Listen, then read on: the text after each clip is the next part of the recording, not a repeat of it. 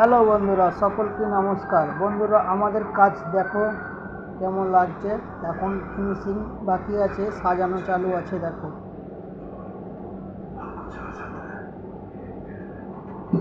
ভালো লাগলে কমেন্টে জানাবে বন্ধুরা।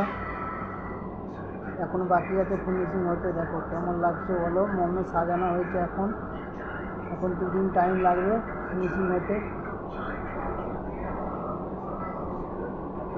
সোনার কাজ কীভাবে বানানো হয় দেখো। ভালো লাগলে বলবে, কমেন্টে জানাবে অবশ্যই বন্ধুরা। হর হর মহাদেব, জয় শ্রীরাম। আর এই যে এর সাথে বাটি দেখতে পাচ্ছ, এর সাথে বাটি,